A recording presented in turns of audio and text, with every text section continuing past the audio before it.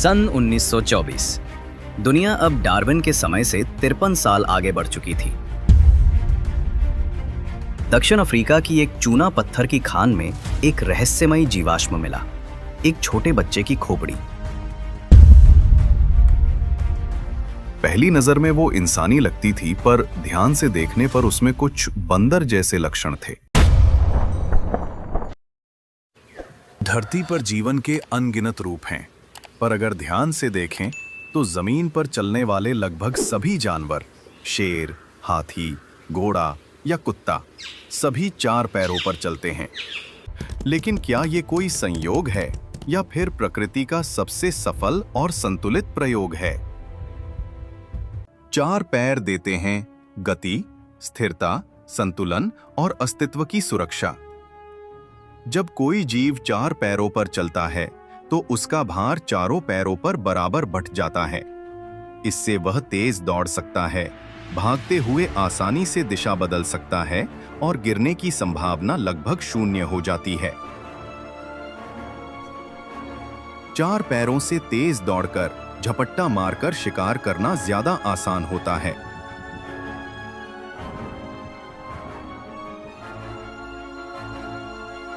और खुद शिकार होने से बचने में भी मददगार होता है।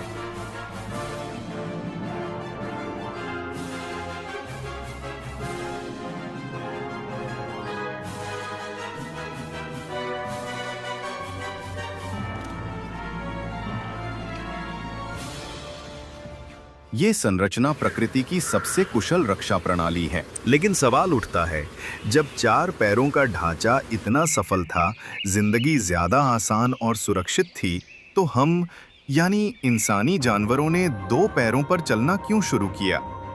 क्या वाकई ये क्रमिक विकास का हिस्सा था? या फिर एक ऐसा मोड़ जहां हमने बहुत कुछ खो दिया और कुछ नया और अनोखा पाया?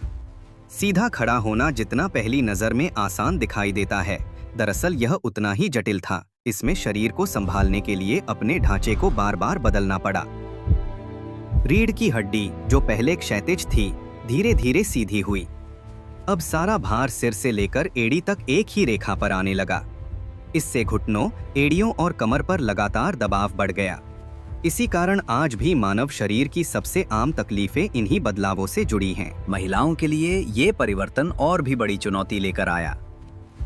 सीधे चलने की जरूरत ने कूल्हा छोटा किया और कूल्हा संकरा होने की वजह से प्रसव प्रक्रिया जटिल हो गई। इसका नतीजा यह हुआ कि बच्चे को जन्म देना पहले से अधिक कठिन हो गया। प्रसव काल लंबा और दर्दनाक हो गया। अक्सर देखा जाता है कि बच्चे का सिर और कंधा निकलना मुश्किल प्रक्रिया होती है। इसी वजह से जहां अन्य जानवरों में मादा अकेले बच्चे को जन्म देती है, इंसानों में अन्य महिलाओं या सहयोगी की आवश्यकता पड़ती है।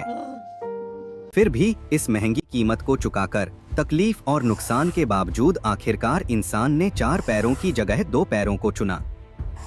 लेकिन असल सवाल अब भी वही है। जब 2 पैरों पर चलने से रफ्तार घटी, स्थिरता कमजोर हुई और शरीर पर बोझ बढ़ा, तो आखिर इंसान ने ऐसा क्यों किया?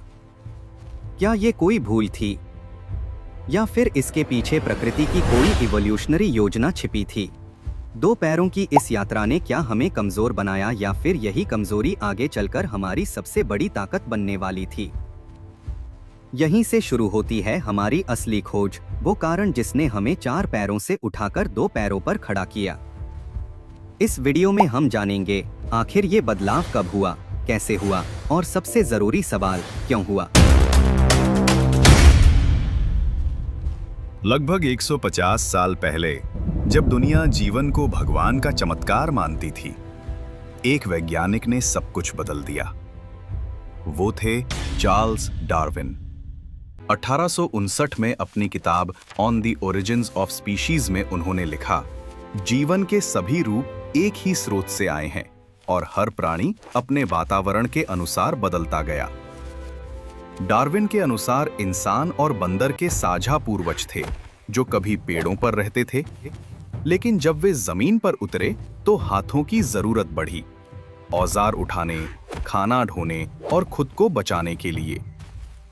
यही वो समय था जब 2 पैरों पर चलना शुरू हुआ। एक मुश्किल बदलाव, पर इसके बदले इंसान ने पाया सोचने, बनाने और आगे बढ़ने की आजादी।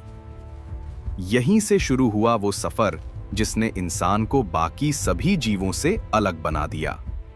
डार्विन के मुताबिक पेड़ों से उतरना, दो पैरों पर चलना, औजारों का इस्तेमाल और दिमाग का बढ़ना, ये सब एक साथ हुआ। सुनने में ये विचार बेहद तार्किक लगता था, लेकिन समस्या ये थी कि इसके समर्थन में कोई सबूत नहीं था। डार्विन के जमाने में ऐसा कोई जीवाश्म नहीं मिला था, ऐसा कोई प्रमाण नहीं जो इंसान और बंदर के बीच की कड़ी दिखाकर बता सके कि सच में इंसान का कोई बीच का रूप रहा होगा, ना पूरी तरह बंदर, ना पूरी तरह इंसान। सन 1924। दुनिया अब डार्विन के समय से 53 साल आगे बढ़ चुकी थी। दक्षिण अफ्रीका की एक चूना पत्थर की खान में एक रहस्यमयी जीवाश्म मिला, एक छोटे बच्चे की खोपड़ी। पहली नजर में वो इंसानी लगती थी, पर ध्यान से देखने पर उसमें कुछ बंदर जैसे लक्षण थे। छोटी आकृति, आगे निकला हुआ जबड़ा। लेकिन सबसे हैरान करने वाली बात थी उसका फोरमेन मैग्नुम, यानी जहां से रीढ़ की हड्डी जुड़ती है, वो खोपड़ी के बिल्कुल नीचे था, ठीक आधुनिक इंसानों की तरह। इसका मतलब था कि वो प्राणी दो पैरों पर सीधा चलता था। इस खोज ने पूरी वैज्ञानिक दुनिया को चौंका दिया। उस बच्चे को नाम मिला टैंग चाइल्ड, और उसे खोजने वाले वैज्ञानिक थे रेमंड डार्ट। डार्ट ने दावा किया कि मानव सभ्यता की शुरुआत अफ्रीका से हुई थी। उन्होंने इस प्रजाति को ऑस्ट्रेलियापिटेकस अफ्रीकनस नाम दिया। लेकिन कहानी यहीं खत्म नहीं हुई। डार्ट ने अफ्रीका में और भी खोजें की, जहां उन्हें जानवरों की टूटी खोपड़ियां, टूटे जबड़े और जली हुई हड्डियां मिली। वो सब किसी हादसे का नतीजा नहीं लगती थीं, बल्कि ऐसा लगता था जैसे उन्हें जानबूझकर तोड़ा गया हो। डार्ट ने अनुमान लगाया, ये जीव सिर्फ सीधा चलने वाला नहीं था, बल्कि एक शिकारी भी था। वो जानवरों की हड्डियों और सींगों को औजार या हथियार की तरह इस्तेमाल करता था। उनके अनुसार ऑस्ट्रेलोपिथेकस अफ्रीकनस जानवरों का ही नहीं, बल्कि कभी-कभी अपने ही जैसे अन्य प्राणियों का भी शिकार करता था।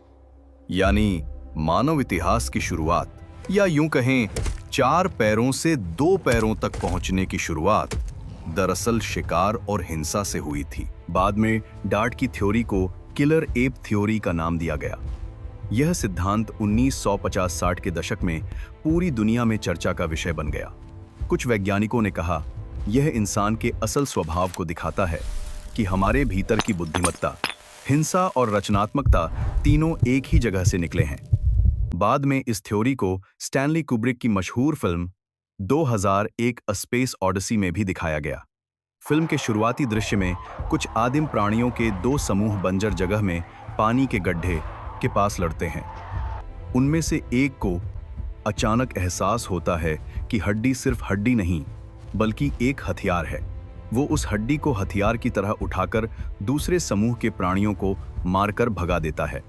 पहली बार किसी प्राणी ने किसी वस्तु को औजार और हथियार दोनों की तरह इस्तेमाल किया, और जब वही हड्डी आसमान में उछलती है तो अगले दृश्य में एक अंतरिक्ष यान दिखाया जाता है। यानी मानव विकास की यात्रा को हिंसा से विज्ञान और औजार से सभ्यता तक के सफर के रूप में दर्शाया गया है।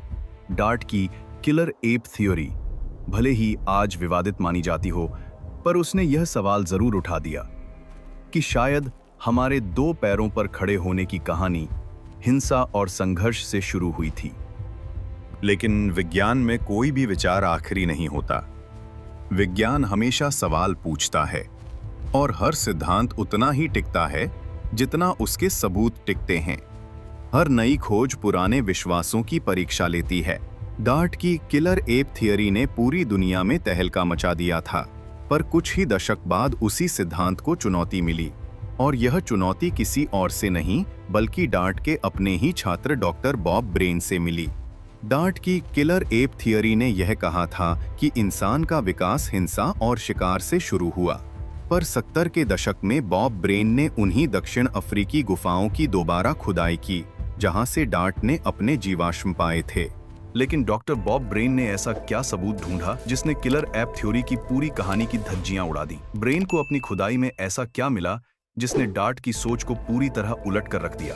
क्या सच में इंसान की शुरुआत हिंसा से हुई थी, या फिर हम सब अब तक एक बहुत बड़े भ्रम में जी रहे थे? इन सारे सवालों के जवाब आपको अगले एपिसोड में बहुत जल्द मिलेंगे। बहुत जल्द हम आपसे इस कहानी के अगले रोमांचक अध्याय में मिलेंगे। अगर वीडियो पसंद आई हो तो इसे लाइक करें, अगला हिस्सा मिस न हो इसके लिए चैनल को सब्सक्राइब कर लें। और यकीन मानिए, इस वीडियो के अगले एपिसोड में आपको इससे भी ज्यादा मजा आने वाला है। वीडियो में यहाँ तक बने रहने के लिए आपका बहुत बहुत धन्यवाद। जल्द ही मिलेंगे अगले एपिसोड के साथ।